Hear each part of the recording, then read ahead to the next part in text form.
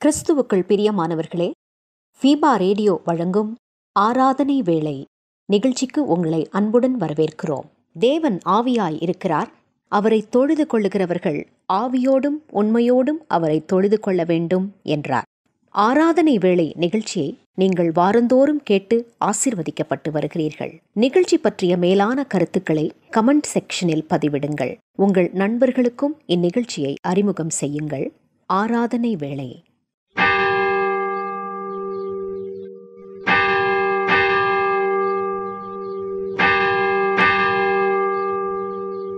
ஆராதனை வேளை.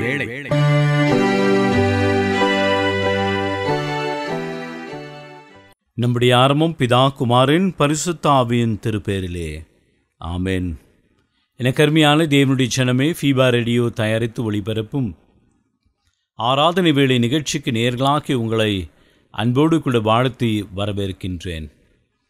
கர்த்ததாமே நம்மையும் இந்த ஆராதனை வேளை நிகழ்வையும் நமக்கு ஆசீர்வாதமாக தந்தருள்வாராக. நாம் ஒன்றுபட்டு ஆண்டவரை நோக்கி மன்றாடுவோம். நேற்றும் இன்றும் என்றும் மாறாத எங்கள் அன்பின் ஆண்டவரே, தர்மையான கால வேளைக்காக நன்றி செலுத்துகின்றோம். 7ஆம் மாதத்தினுடைய 2வது ஓய்வு நாளை காணும்படியாக அருளை தந்திரதற்காக நன்றிகளை சொல்லுகின்றோம்.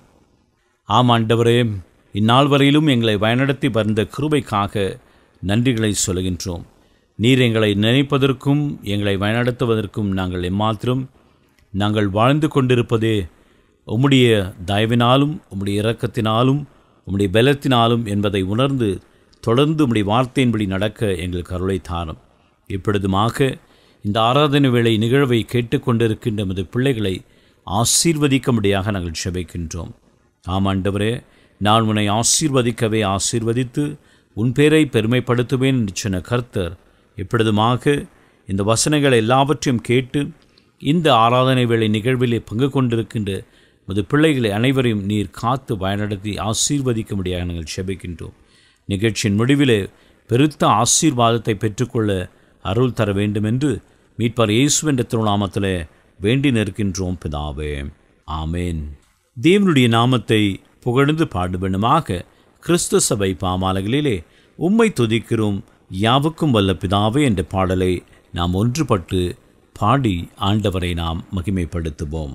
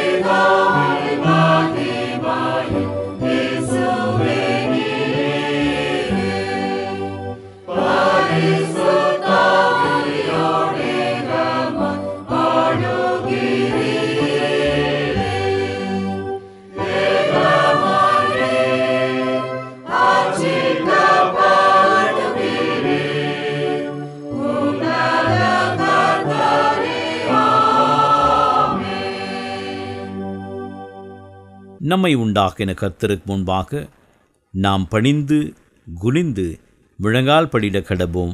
வாருங்கள். சேனைகளின் கர்த்தர் பரிசுத்தர் பரிசுத்தர் பரிசுத்தர், பூமி அனைத்தும் அவருடைய மகிமையால் நிறைந்திருக்கிறது. கர்த்தரை கம்பீரமாய் பாடி நம்முடைய இரட்சணிய கண்மலையை சங்கீர்த்தன பண்ண கடவோம். வாருங்கள். நம்முடைய பிதாவாகிய கடவுளாலும் கர்த்தராகிய இயேசு கிறிஸ்துவினாலும் உங்களுக்கு கிருபையும் சமாதானமும் உண்டாவதாக. இது கர்த்தர் உண்டு பண்ணின நாள், இதிலே களி கூர்ந்து மகிழ கடவோம். சற்று நேரம் அமைதியோடு கூட நம்மை ஆராய்ந்து பார்ப்போம். தேவனுக்கு முன்பாக, நம்முடைய விசுவாசிகளுக்கு முன்பாக நாம் செய்த பாவங்கள், குற்றங்கள், தப்பிதங்களை தேவனுடைய சமூகத்திலே அறிக்கை செய்து பாவத்திலிருந்து நாம் விடுபடும்படியாக பாவ அறிக்கையை நாம் செய்வோம். நீங்கள் உங்கள் வஸ்திரங்களை அல்ல, உங்கள் இருதயங்களை கிழித்து உங்கள் தேவனாகிய கர்த்தரிடத்தில் திரும்புங்கள். அவர் இரக்கமும் மன உருக்கமும் நீடிய சாந்தமும் மிகுந்த கிருபையும் உள்ளவர். அவர் தீங்குக்காக மனஸ்தாபப்படுகிறவருமாயிருக்கின்றார். நான் எழுந்து என் தகப்பனிடத்திற்கு போய், தகப்பனே, பரத்திற்கு விரோதமாகும் ஒரு பார்வையிலும் பாவம் செய்தேன். இனி உம்முடைய மகன் என்று சொல்லப்படுவதற்கு நான் பாத்திரன் அல்ல. உம்முடைய வேலைக்காரரில் ஒருவனாக என்னை வைத்து கொள்ளும் என்பேன். மனம் திரும்புவோம். பரலோக ராஜ்யம் சமீபமாக இருக்கின்றது. பாவத்தை அறிக்கை செய்த நாம் பாவ மன்னிப்பு நிச்சயத்தையும் விசுவாசத்தோடு பெற்றுக்கொள்வோம். சர்வ வல்லமை மிகுந்த இரக்கமுள்ள ஆண்டவர் மன்னிப்பையும் பாவ நிவர்த்தியும் நமக்கு கட்டளையிட்டருளி வாழ்க்கை சீர்படுத்துவதற்கான காலத்தையும் தமது பரிசுத்தாவின் கிருபையும் தேற்றதலையும் நம் அனைவருக்கும் தந்தல்வாராக. ஆமேன். ஆண்டவரை துதியுங்கள். ஆண்டவர் நாமம் துதிக்கப்படுவதாக. இந்த நாளுக்குரிய வேத பகுதியை வாசிக்க நாம் கேட்போம். சங்கீதங்களின் புஸ்தகம் 4ஆம் சங்கீதம் வசனங்கள் 2-5 முடிய வாசிக்க கேட்போம். சங்கீதம் 4:2-5 முடிய. மனுபுத்திரரே, எதுவரைக்கும் என் மகிமையை அவமானப்படுத்தி வீணானதை விரும்பி பொய்யை நாடுவீர்கள்? பக்தி உள்ளவனை கர்த்தர் தமக்காக தெரிந்து கொண்டார் என்று அறியுங்கள். நான் கர்த்தரை நோக்கி கூப்பிடுகையில் அவர் கேட்பார். நீங்கள் கோபம் கொண்டாலும் பாவம் செய்யாதிருங்கள். உங்கள் படுக்கையிலே உங்கள் இருதயத்தில் பேசிக்கொண்டு அமர்ந்திருங்கள். நீதியின் பலிகளை செலுத்தி கர்த்தர் மேல் நம்பிக்கையாய் இருங்கள். வாசிக்க வேண்டிய வேத பகுதி வாசித்து ஆயிற்று. தொடர்ந்து தேவனுடைய நாமத்தை புகழ்ந்து பாடும்படியாக ஞான கீர்த்தனைகளிலே தந்தேன் என்னை இயேசுவே, இந்த நேரமே உமக்கே என்ற பாடலை உற்சாகமாக நாம் சேர்ந்து பாடுவோம்.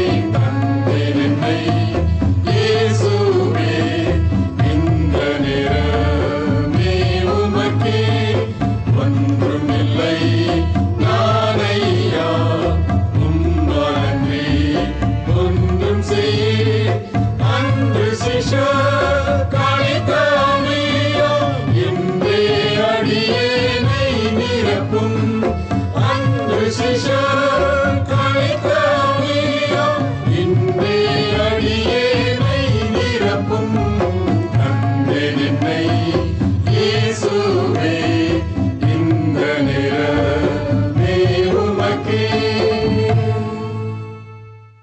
என கருமையான தேவனுடைய சினமே, இன்றைய நாளிலே ஆண்டவருடைய செய்தியை நம்மோடு கூட பகிர்ந்து கொள்ளும்படியாக வந்திருப்பவர் பெங்களூர் பகுதியிலே தம்முடைய ஊழியத்தை ஆற்றி வருகின்ற போதகர் சாம் பால்ராஜ் ஐயா அவர்கள்.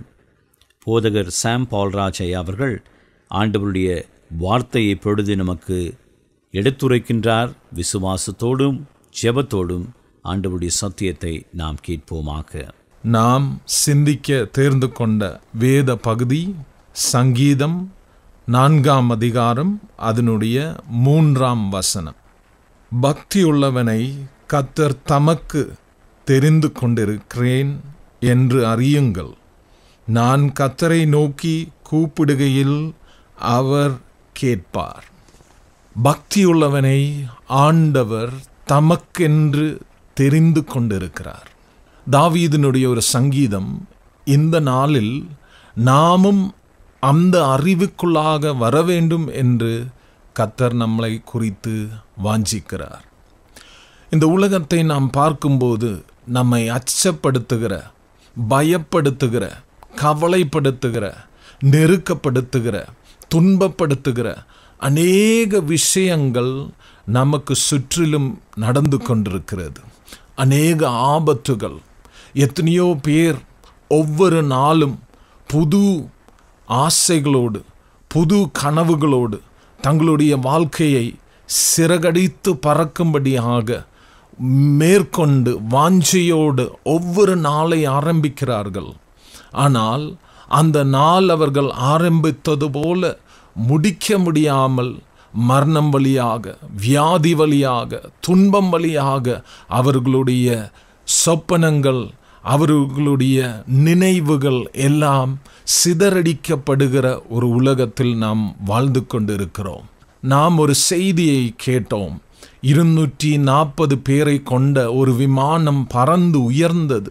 அந்த பயணிகளின் ஆசை, அவர்கள் எத்தனையோ 11 மணி நேரம் முடிந்து அவர்கள் இன்னொரு தேசத்துக்கு சென்று தங்களுடைய வாழ்க்கையின் பயணத்தை அவர்கள் நடத்தி செல்வார்கள் என்ற நம்பிக்கையோடு, உறுதியோடு அவர்கள் பயணம் ஆரம்பித்தார்கள். ஆனால் அந்த ஆரம்பம் சிறிது நேரத்திலே சிதறடிக்கப்பட்டு அவர்கள் இந்த உலகத்திலிருந்தே மறைந்து போய்விட்டார்கள். எவ்வளோ சீக்கிரத்தில் பாருங்க, அவர்களுடைய ஆசை, கனவு எல்லாம் அழிந்து போய்விட்டது. இன்னொரு பக்கம் நாம் உலகத்தை பார்க்கும்போது உலகம் யுத்தத்துக்குள்ளாக இருக்கிறது. ராஜ்யங்கள் எதிர்த்து யுத்தம் செய்கிறது. அநேக வருடங்களாக, மாதங்களாக தொடர்ச்சியாக யுத்தம் உக்ரைன் ரஷ்யா தேசத்தில் நடந்து கொண்டிருக்கிறது. அதேபோல் கூடிய சீக்கிரத்திலே நாம் கண்ட ஒரு காட்சி, இப்பொழுது இஸ்ரவேலும் ஈரானும் யுத்தம் நடத்தி கொண்டிருக்கிறார்கள். பரிதாபமாக அநேக ஆட்கள் தங்களுடைய உயிர்களை இழந்து விடுகிறார்கள். இந்த சூழ்நிலையில் ஒரு பக்தன் எப்படி வாழ வேண்டும் என்பது ஒரு கேள்வியாக இருக்கிறது. ஆனால் ஆறுதல் படுத்துகிற தெய்வ வசனம் தாவீதின் மூலமாக ஆண்டவர் நமக்கு கொடுக்கிறார். அந்த வசனம் இப்படியாக சொல்லுகிறது, ஒரு பக்தியுள்ள மனிதனை ஆண்டவர் தமக்கென்று தேர்ந்து கொண்டிருக்கிறார். அதை நாம் அறிய வேண்டும் என்று சொல்லுகிறார். அப்படியானால் இந்த உலகத்தில் இவ்வளோ துன்பங்கள், பிரயாசங்கள், வேதனைகள், கஷ்டங்கள் இருக்கும்போது எப்படி நம்முடைய வாழ்க்கையை நாம் முன்பாக நடத்த முடியும் என்பதான ஒரு கேள்வி எல்லோருடைய வாழ்க்கையில் இருக்கிறது. ஆனால் கலங்காதீர்கள், திடன் கொள்ளுங்கள். ஆண்டவர் என்ன சொல்லுகிறார்? பக்தியுள்ளவனை தமக்காக ஆண்டவர் தெரிந்து கொண்டிருக்கிறார். அப்படியானால் நீங்கள் ஆண்டவரை அறிந்து அவருடைய பக்தியை வழிபற்றி, அவருடைய பக்தியை நீங்கள் பின்பற்றி, அவருக்கு பிரியமான ஒரு வாழ்க்கையை நீங்கள் வாழ்வீர்களானால், எத்தனை துன்பங்கள் நம் வாழ்க்கையில் வந்தாலும், எத்தனை கஷ்டங்கள் நம் வாழ்க்கையில் வந்தாலும், நெருக்கங்கள் வந்தாலும், அதையெல்லாம் மேற்கொள்ள நமக்கு பலனை கொடுத்து அதற்கான வாசல்களை திறந்து வெற்றிகரமாகவே நம்மளை நடத்த ஆண்டவர் போதுமானவராயிருக்கிறார். ஆனால் இந்த இடத்திலே சற்று நீங்கள் கவனித்து பார்க்கும்போது வசனம் என்ன சொல்லுகிறது? பக்தியுள்ளவனை. அநேகர் இந்த உலகத்தில் இருக்கிறார்கள், ஆனால் பக்தியோடு வாழுகிற சுருக்கம் ஒரு கூட்டத்தை தான் ஆண்டவர் தமக்கென்று தேர்ந்தெடுத்திருக்கிறார், அறிந்திருக்கிறார் என்று வசனம் சொல்லுகிறது. அப்படியானால் பக்தியுள்ள வாழ்க்கை நாம் வாழ வேண்டும். ஆண்டவர் பக்தியுள்ளவனாயிருக்கிறபடினால் தம்மை பின்பற்றுகிற ஆளுகளையும் அவர் நீங்களும் பக்தியோடு வாழ வேண்டும் என்று வாஞ்சிக்கிறார். உலகத்திலே வெளிப்படையான பக்திமான்களாய், வெளிப்படையான நீதிமான்களாய் வாழ்ந்து கொண்டிருக்கிறார்கள். ஆனால் வசனம் என்ன சொல்லுகிறது? உங்களுடைய இருதயத்தில் பக்தி இருக்க வேண்டும், நீதியுள்ள ஒரு வாழ்க்கை வாழ வேண்டும். அப்படியானால் கர்த்தருக்கு பிரியமானவர்களே, இந்த காலவேளையில் நம்முடைய வாழ்க்கையை சோதித்து பார்ப்போம். உங்களுடைய இருதயம் ஆண்டவருக்கு முன்பதாக சுத்த இருதயமாயிருக்கிறதா? தாவீது ஆண்டவரிடத்தில் இப்படியாக ஜெபிக்கிறான், ஆண்டவரே, எனக்கு சுத்தமுள்ள ஒரு இருதயத்தை நீங்கள் தாருங்கப்பா. அப்படியானால் இந்த காலவேளையில் நம்முடைய இருதயத்தை நாம் சற்று கவனித்து பார்த்து, தேவனுக்கு பிரியமில்லாத அசுத்தமான காரியங்கள் இருக்குமானால் அதை வெளியேற்றும்படி, அதை சுத்தப்படுத்தும்படி ஆண்டவரிடத்தில், இறைவனிடத்தில் நாம் வேண்டி ஜெபிப்போமானால் ஆண்டவர் நமக்கு சுத்தமுள்ள நிர்மலமான ஒரு இருதயத்தை தர அவர் போதுமானவராயிருக்கிறார். அப்படி நிர்மலமான சுத்தமான இருதயத்தோடு வாழுகிற ஒரு பக்தனை அவன் கவலைப்பட வேண்டிய தேவையில்லை, பயப்பட வேண்டிய தேவையில்லை. ஏனென்றால் வசனம் உறுதியாக நமக்கு சொல்லுகிறது, அப்படிப்பட்ட பக்தர்களை, அப்படிப்பட்ட தேவ பிள்ளைகளை ஆண்டவர் தமக்கென்று தேர்ந்தெடுத்திருக்கிறார். வேத புத்தகத்தை நாம் பரிசோதிக்கும் போது அப்படி வாழ்ந்த அநேக கதாபாத்திரங்களை நாம் வேதத்தில் பார்க்க முடியும். உலகம் முழுவதும் அழிக்கும்படியாக மனிதனுடைய இருதயம், நினைவுகளும் பாவம் நிறைந்ததாய், அவன் சிந்தனை முழுவதும் பாவம் நிறைந்ததாய் இருந்த ஒரு காலத்திலே ஆண்டவர் அந்த பூமியை அழிக்க வேண்டும் என்று கண்ணோக்கி பார்த்த வேளையில் இதோ ஒரு மனிதனை ஆண்டவர் பார்க்கிறார். அவனுடைய பெயர்தான் நோவா. அவனை குறித்து ஆண்டவர் இப்படியாக சொல்லுகிறார், அவன் தேவனுடைய தயவை பெற்று கொண்டான். அப்படியானால் அழிக்கப் போகிற அந்த மிகப்பெரிய அழிவிலிருந்து அவனையும் அவன் குடும்பத்தையும் காப்பாற்றும்படி ஆண்டவர் ஒரு பேழையை உருவாக்கினார். சற்று சிந்தித்து பாருங்கள். நம் வாசித்த வசனம் அவ்வாறுதானே சொல்லுகிறது. ஆண்டவர் பக்தியுள்ளவனை தமக்கென்று தேர்ந்தெடுத்திருக்கிறார். அப்படியானால் பக்தியுள்ள ஒரு வாழ்க்கையை நாம் வாழ இந்த உலகத்தில் தொடங்கும் போது எத்தனை எதிர்ப்புகள், எத்தனை பிரச்சனைகள் நமக்கு எதிராக எழும்பினாலும் ஆண்டவர் தேர்ந்தெடுத்திருக்கிறபடியினால் நிச்சயமாக அவர் நம்மளை காப்பாற்றி, நிச்சயமாக அவர் நமக்காக வாசல்களை திறந்து ஒரு வெற்றிகரமான வாழ்க்கை வாழ தேவன் நமக்கு உதவி செய்வார். அந்த வசனத்தை சற்று கவனித்து பாருங்கள். அந்த வசனத்தின் கடைசி கட்டத்திலே பக்தன் இப்படியாக சொல்லுகிறான், கர்த்தரை நோக்கி, நான் கர்த்தரை நோக்கி கூப்பிடுகையில் அவர் கேட்பார் என்ற உறுதி இருக்கிறது. ஆபத்து நெருங்கலாம், துன்பம் வரலாம், நம்மளுடைய வாழ்க்கையில் கஷ்டங்கள் வரலாம். ஆனால் நீ பக்தியோடு நாம் வாழும்போது, தேவனுக்கு பிரியமான ஒரு வாழ்க்கையை வாழும்போது, அந்த இடத்திலிருந்து, கஷ்டத்தின் வேளையிலிருந்து, துன்பத்தின் வேளையிலிருந்து நாம் தேவனை நோக்கி கூப்பிடுகிற நேரத்திலே நம் கூக்குறைகளை கேட்கிற ஒரு ஆண்டவர் நமக்காக உயிரோடு இருக்கிறார். இந்த காலவேளையில் என்னை கேட்டுக்கொண்டிருக்கிற நேர்களுக்கு, ஒருவேளை நீங்கள் மிகுந்த பாரத்தோடு இருக்கலாம், ஒருவேளை நீங்கள் மிகுந்த கஷ்டமான சூழ்நிலை வழியாக கடந்து போகலாம், ஒருவேளை நோயாளியாக வேதனைக்குள்ளாக கடந்து போகலாம். ஆனால் நீங்கள் பக்தியுள்ள ஒரு வாழ்க்கை தான் வாழ்கிறீர்கள். ஆனால் இந்த காலவேளையிலே நீங்கள் கூப்பிடும்போது, ஏசப்பா என்று அழைக்கும் போது உங்களுடைய கூக்குரலை அவர் கேட்டு, உங்களுடைய பாரங்களை அவர் அறிந்து உடனடியாக உங்களுக்கு செவி கொடுக்கிற ஒரு நல்ல ஆண்டவர் உங்கள் அருகில் இருக்கிறார். ஒரு வேளை இந்த நேரத்தில் என்னோடு சேர்ந்து நாம் ஜெபிப்போமா? அன்பின் பரலோக பிதாவே, நாங்கள் இந்த காலவேளையில் உமது வசனம் சொன்னது போல ஏசப்பா என்று நாங்கள் உம்மை கூப்பிடுகிறோம், உம்மை அழைக்கிறோம் தகப்பனே. எங்களுடைய அழைப்புதலை கேட்டு எங்களுடைய நெருக்கத்தை மாற்றி எங்களுடைய வியாதியை மாற்றி வெற்றிகரமான சிறந்த ஒரு வாழ்க்கை வாழ நீர் உதவி செய்வீராக. எங்களுடைய கூக்குரலை நீர் கேட்டிருக்கிறபடியால் நன்றி. இயேசுவின் நாமத்தில் ஜெபிக்கிறோம் எங்கள் நல்ல தகப்பனே. உறுதியாக இருங்கள், நம்பிக்கையோடு இருங்கள். நீங்கள் அழைக்கிற வேளையில் பக்தியோடு நீங்கள் அழைக்கிற வேளையில் ஆண்டவர் உங்களுக்கு அருகில் இருந்து உங்களை காப்பாற்றி வழிநடத்த அவர் போதுமானவராயிருக்கிறார். கர்த்தர் தாமே இந்த வார்த்தையினாலே உங்களை ஆசீர்வதித்து திடப்படுத்தி நடத்துவாராக. தேவனுடைய கிருபையும் சமாதானம் உங்களோடு தங்கியிருப்பதாக. பிரியமானவர்களே, இந்த நாளிலுமாக நம்முடைய கடந்து வந்து ஆண்டவருடைய சத்தியத்தை நம்மோடு கூட பகிர்ந்து கொண்ட அருமையான போதகர் சாம் பால்ராஜ் ஐயா அவர்களுக்கு ஃபீபா ஊழியங்களின் சார்பிலும் ஆராதனை வேளை நேயர்களாகிய உங்கள் அனைவரின் சார்பிலும் வாழ்த்துக்களையும் நன்றிகளையும் தெரிவித்துக் கொள்கின்றோம். கர்த்ததாமே ஐயா அவர்களையும் அவருடைய ஊழியத்தையும் அவருடைய குடும்பத்தையும் அளவில்லாமல் ஆசீர்வதிப்பாராக.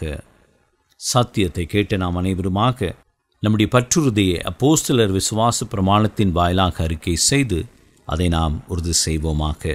வானத்தையும் பூமியையும் படைத்த சர்வ வல்லமையுள்ள பிதாவாகிய தேவனை விசுவாசிக்கிறேன். அவருடைய ஒரே குமாரனாகிய நம்முடைய நாதர் இயேசு கிறிஸ்துவையும் விசுவாசிக்கிறேன். அவர் பரிசுத்த ஆவியினாலே கன்னி மரியாளிடத்தில் உற்பவித்து பிறந்தார். பொந்தியு பிலாத்துவின் காலத்தில் பாடுபட்டு சிலுவையில் அறையுண்டு மரித்து அடக்கம் பண்ணப்பட்டு பாதாளத்தில் இறங்கினார். மூன்றாம் நாள் மரித்தோரிடத்திலிருந்து எழுந்தருளினார். பரமண்டலத்துக்கு ஏறி சர்வ வல்லமையுள்ள பிதாவாகிய தேவனுடைய வலது பாசத்திலே வீற்றிருக்கிறார். அவ்விடத்திலிருந்து உயிருள்ளோரையும் மரித்தோரையும் நியாயம் தீர்க்க வருவார். பரிசுத்த ஆவியையும் விசுவாசிக்கிறேன். பொதுவாயிருக்கிற பரிசுத்த சபையும் பரிசுத்தவான்களுடைய ஐக்கியமும் பாவ மன்னிப்பும் சரீர உயிர்த்தெழுதலும் நித்திய ஜீவனும் உண்டென்று விசுவாசிக்கிறேன். ஆமென். மீண்டும் ஒரு முறை ஆண்டவருடைய நாமத்தை புகழ்ந்து பாடுபனமாக கிறிஸ்து சபை பாமலகளிலே கர்த்தா நீர் வசிக்கும் ஸ்தலத்தை நேசிப்போம் என்ற பாடலை நாம் ஒன்றுபட்டு பாடி அவருடைய நாமத்தை மகிமைப்படுத்துவோம்.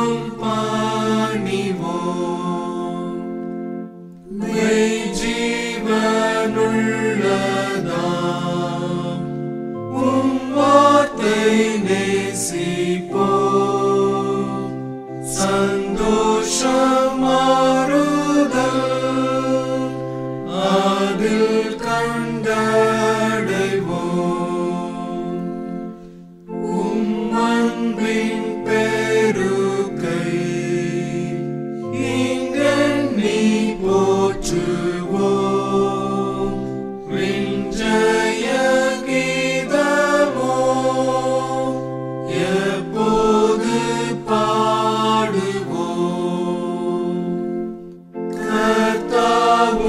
முகத்தை கண்ணார காணவே உம்மை பாரினில் நேசிக்க ஏவுமே.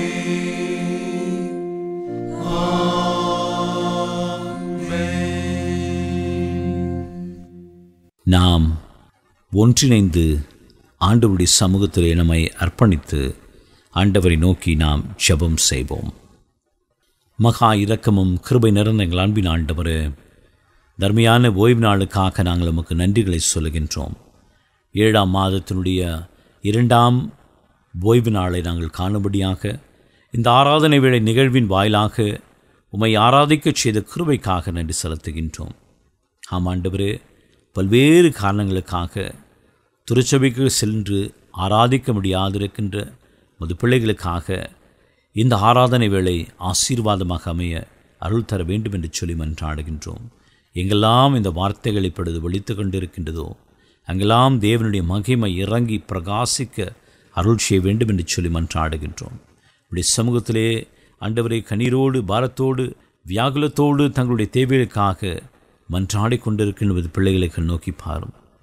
தங்கள் பலவீனங்களுக்காக, சுகவீனங்களுக்காக, ஆண்டவரை குடும்பத்திற்காக, குடும்பத்தினுடைய தேவைகளுக்காக, பிள்ளைகளுக்காக, பிள்ளைகளுடைய கல்விக்காக, எதிர்காலத்திற்காக, வேலைக்காக மன்றாடி கொண்டிருக்கின்ற உமது பிள்ளைகள் அனைவரையும் நீர்க்க நோக்கி பாரும். வருத்தப்பட்டு பாரம் சுமக்கிறவர்களே, நீங்கள் எல்லோரும் என்னிடத்தில் வாருங்கள், நான் உங்களை சேர்த்துக் கொள்வேன் என்று சொன்ன கர்த்தர் உம்மிடத்திலே கண்ணீரோடு கூட தங்கள் தேவைகளை சொல்லி மன்றாடி கொண்டிருக்கின்ற மது பிள்ளைகள் மீது உடைய கரம் இறங்கட்டும். ஆண்டவரே, அவர்களை நீர் அரவணைத்து ஆசீர்வதிக்கும்படியாக நாங்கள் ஜெபிக்கின்றோம். நிகழ்ச்சியின் முடிவிலே ஒரு பெருத்த மாற்றம் அவர்களுக்குள்ளாக, ஒரு மாபெரும் சமாதானம் அவருடைய உள்ளத்தை ஆளும்படியாக அருளை தாரும். நீர் ஜீவிக்கின்ற கர்த்தர், நீர் சொல்லாகவும் கட்டளையிட நிற்கும். அப்படியே செய்யப்போவதற்காக நன்றி செலுத்துகின்றோம். நிகழ்ச்சியின் முடிவில் ஒரு பெருத்த ஆசீர்வாதத்தை பெற்று சாட்சி பகிர உமது பிள்ளைகளை ஆசீர்வதிக்கும்படியாக மீட்பரும் இரட்சகருமான இயேசு என்ற திருநாமத்திலே வேண்டி நிற்கின்றோம் பிதாவே, ஆமேன். ஆண்டவர் நமக்கு சொல்லித்தந்த கர்த்தருடைய ஜெபத்தை நாம் ஒன்றாக ஏறெடுப்போம். பரமண்டலங்களில் இருக்கிற எங்கள் பிதாவே, உம்முடைய நாமம் பரிசுத்தப்படுவதாக, உம்முடைய ராஜ்யம் வருவதாக, உம்முடைய சித்தம் பரமண்டலங்களில் செய்யப்படுகிறது போல பூமியிலேயும் செய்யப்படுவதாக. அன்றுள்ள அப்பத்தை இன்று தாரும். எங்களுக்கு விரோதமாய் குற்றம் செய்கிறவர்களுக்கு நாங்கள் மன்னிக்கிறது போல எங்கள் குற்றங்களை எங்களுக்கு மன்னியும். எங்களை சோதனைக்குள் பிரவேசிக்க பண்ணாமல் தீமையிலிருந்து எங்களை ரட்சித்துக் கொள்ளும். ராஜ்யமும் வல்லமையும் மகிமையும் என்றென்றைக்கும் உம்முடையவைகளே. ஆமென். ஆண்டவரின் ஆசீர்வாதத்தை இப்பொழுது நாம் பெற்றுக்கொள்வோம். திரேகராம் தந்தை மாய்ந்தன் தூயாவின் அன்பு கிருபை, சமாதானம், ஆசீர்வாதம், வழிநடத்துதல் நம்மோடும் நம்முடைய குடும்பத்தோடும் பிள்ளைகளோடும் கேட்டிருக்கின்ற அனைத்து ஆசீர்வாதத்துடனும் பிறருக்கின்ற எல்லா நன்மைகளுடனும் இன்றும் என்றும் சதா காலங்களிலும் தங்கி நிலைத்திருப்பதாக. ஆமேன்.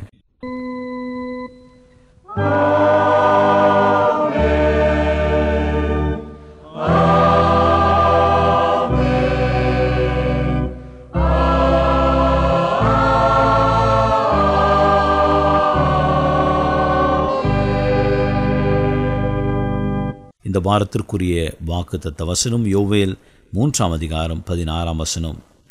கர்த்தர் தமது ஜனத்திற்கு அடைக்கலமும் இஸ்ரவேல் புத்திரருக்கு அரணான கோட்டையுமாய் இருப்பார். அன்புக்குரியவர்களே, கர்த்தர் தாமே தம்முடைய வசனத்தின்படி உங்களுக்கு அடைக்கலமும் அரணான கோட்டையுமாயிருந்து உங்களையும் உங்கள் குடும்பத்தையும் காத்து வழிநடத்தி ஆசீர்வதிக்கும்படியாக உங்களிடமிருந்து விடை பெறுவது உங்கள் ஊழியன் திரு தியோட வில்லியம். கர்த்தர் உங்களை ஆசீர்வதிப்பாராக. ஆமென். மீண்டும் நினைவுபடுத்துகிறோம் நேர்களே, நீங்கள் ஃபீபா ரேடியோவின் நிகழ்ச்சிகள் பற்றிய தகவல்களை அறிந்து கொள்ள விரும்பினால் டிஸ்கிரிப்ஷன் பாக்ஸில் கொடுக்கப்பட்டுள்ள லிங்கை கிளிக் செய்யுங்கள். மேலும் நீங்கள் எங்களோடு தொடர்பு கொள்ள விரும்பினால் டிஸ்கிரிப்ஷன் பாக்ஸில் கொடுக்கப்பட்டுள்ள அலைபேசி மற்றும் தொலைபேசி எண்களை தொடர்பு கொள்ளலாம். வாழ்த்துக்கள் கூறி விடை பெற்றுக் கொள்கிறோம். வணக்கம் நேர்களே.